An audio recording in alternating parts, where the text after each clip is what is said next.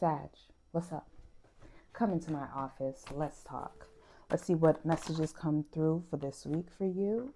We have quarrel. You fighting over something with someone? Have you been fighting already? Or is there something coming up, some kind of battle, some kind of challenge that you have to face this week? Maybe it's a job interview. I don't know why I'm hearing job interview. Or maybe you have a meeting with boss. I feel like this is work related for some of you. Egotism. Yeah, there's somebody that has a big ego when it comes to this situation. For those of you that this is not work related and it's an actual quarrel, an actual beef with someone, yeah, they just think they're all that in a bag of chips, and they think they have all the answers. They think they know everything, and you're there like trying to humble them, but not really. Not in a bad way, not in a negative way, like they don't deserve it, because they're a bit big-headed. Thank you. And you really just want harmony. I see that, Sag. You want peace, you want harmony, you want balance. They're not being fair to you, and you just want fairness. It's not that you're trying to fight with them because just for the sake of fighting, but I see that they're a bit big-headed, so they're not cooperating in that way with you. What advice do you have for Sagittarius regarding this situation? Thank you. Everyone's getting intuition. Use your intuition. In dealing with this person, it's a lot of Cancer energy. So I don't know if this person is a Cancer for you, Sag, but there's a lot of Cancer energy, Cancer communication. It could also be that you need to use your more nurturing side when it comes to communicating with this person. But I'm getting a lot of Cancer energy coming through. So for some of you, this is a Cancer friend, partner, sibling, something like that. What advice do you have, if any, for Sagittarius? Thank you. Criticism, yeah. There's a lot of finger pointing back and forth. There's a lot of looking at what the other person's doing versus what they're not doing. Somebody wants their flowers and they're not getting it. There's a lot of perfectionism being spewed around, like this should be done this kind of way. I'm getting that kind of energy.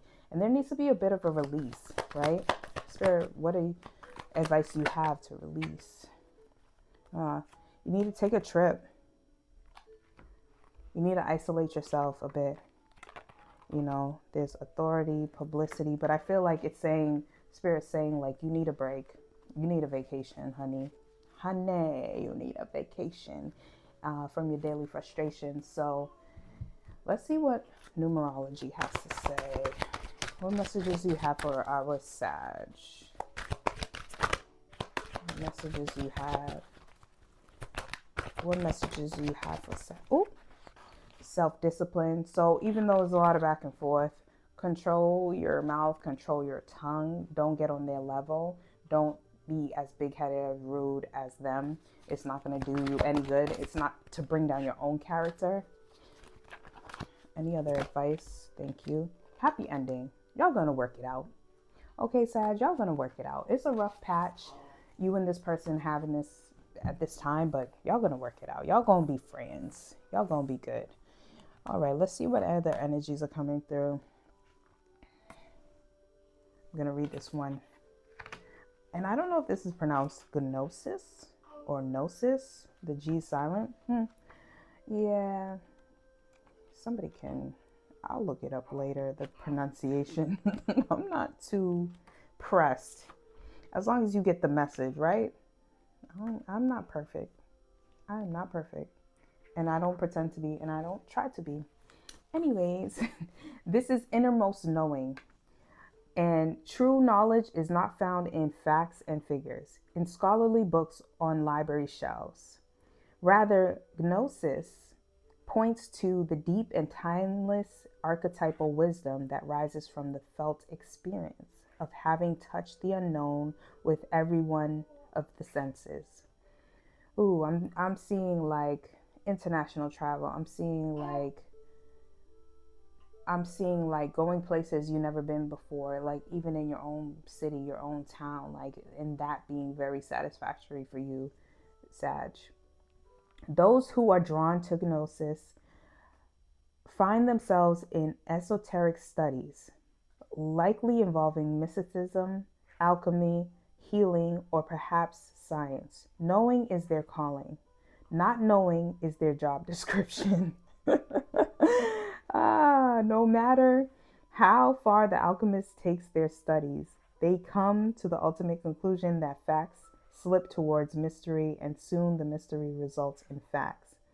It's like a riddle. It's a circle. It's a cycle, cyclical.